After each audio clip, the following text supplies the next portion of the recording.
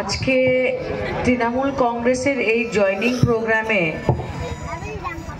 উপস্থিত আমাদের অর্গানাইজিং কমিটির চিফ কোঅর্ডিনেটর দুলু আহমদ সাহেব, এখানে উপস্থিত আমাদের বিটিএডির শীর্ষ নেতা লাইফুং নার্জারি সাহেব, এখানে উপস্থিত অতুল দত্ত, শিশির কলিতা, তরিত চ্যাটার্জি, রবার্ট নার্জারি, সঞ্জীব মাহান্তা, আমাদের ডিস্ট্রিক্ট প্রেসিডেন্ট উত্তম তালুকদার, আরিফ এবং যুবর, পারাগ, রণেন্দ্র, আমাদের ঝিলাম সহ এই এলাকার যারা নেতৃবৃন্দরা রয়েছেন, এখানে উপস্থিত আমার মুরব্বীরা, গুরুজনেরা, ভাইরা, বোনেরা।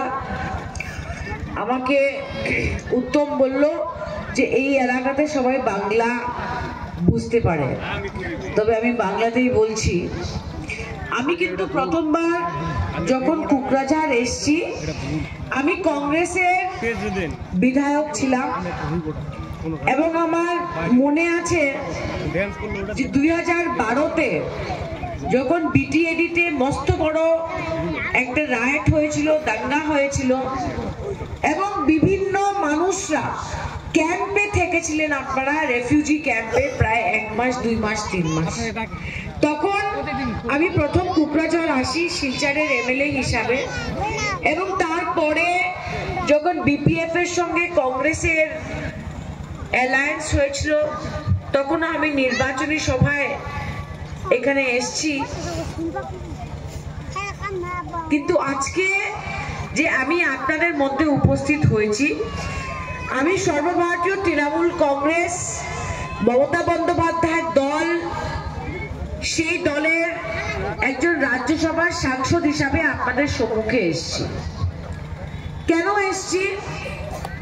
কারণ আমরা এটা বিশ্বাস করি, আমরা এটা মনে করি যে আসাম রাজ্যতে ভারতীয় জনতা পার্টি যে পরিস্থিতিটা তৈরি করেছে, রাজনৈতিক হোক, অর্থনৈতিক হোক, সামাজিক হোক, এই পরিস্থিতির সাথে লড়াই করতে হলে আসাম রাজ্যতে একটা বিকল্পর দরকার। বিকল্পর দরকার কেন?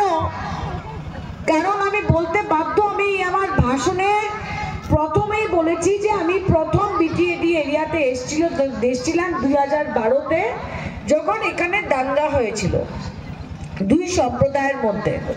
তখন কংগ্রেসের সরকার ছিল এবং যারা আপনারা ক্যাম্পে ছিলেন, আপনারা নিজেরা একটু চিন্তা করে দেখবেন যে যাদের সরকার তখন ছিল, মানে কংগ্রেস সরকার ছিল, আর যখন ক্যাম্পে মানুষরা ছিল, আপনাদের সমস্যার সমাধান কতটুক তৎকালীন সরকার, কংগ্রেসের সরকার করতে পেরেছে, এটা আপনারা বিচার করে দেখবেন।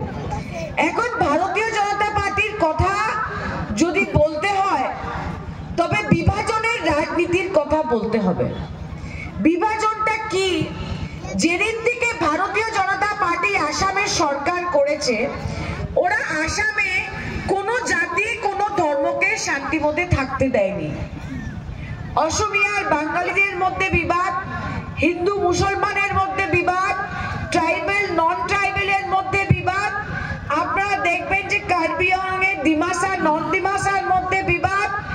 আজকে ভারতীয় জনতা পার্টি যে জনসাধারণের ভোটটা নেয়, জনসাধারণের ভোটটা কিভাবে নেয়? ভোটটা বিভাজন, ডিভিশন করে নেয়।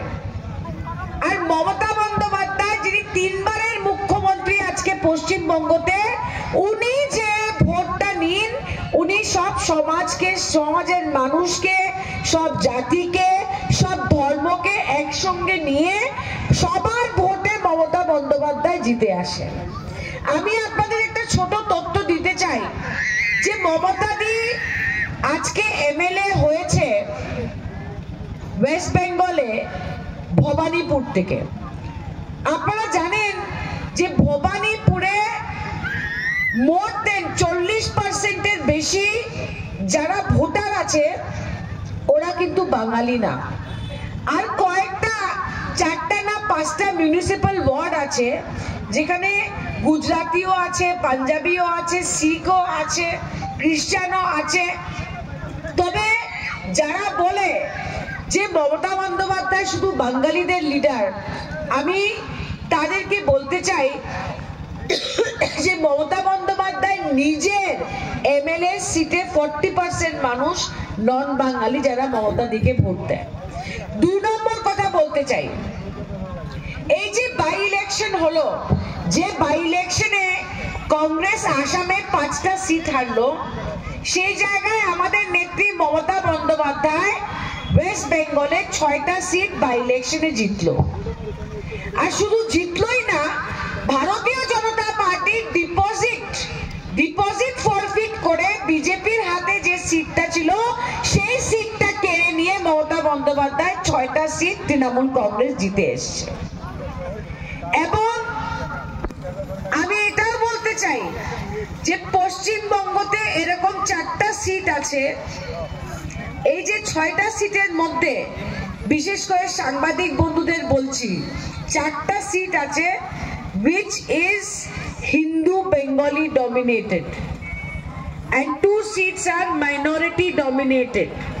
আমি কি বলতে চাইছি, আজকে বিজেপি অনেক সময় বলে যে তৃণমূল কংগ্রেস শুধু ওয়েস্ট বেঙ্গলে মাইনরিটি ভোটের জন্য জিতে, কিন্তু আমি তথ্য দিয়ে বলতে পারবো যে আজকে মেজরিটি সিট যে মমতা বন্দ্যোপাধ্যায় আর তৃণমূল কংগ্রেস বাংলায় জিতে আসে, it is because of Hindu Bengali seats and Bengali Muslim seat.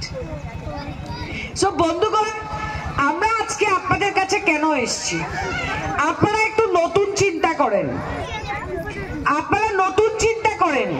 যারা কংগ্রেসকে বছরের পর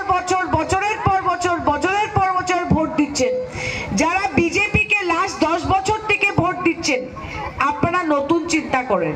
এনআরসি হবে, আর এনআরসি হলে সব বিদেশিকে তদন্ত করে এনআরসি থেকে বের করে যে ফরেনার বিদেশি প্রবলেমটা সমস্যা হবে। বিজেপি বলেছিল কিনা? বলেছিল।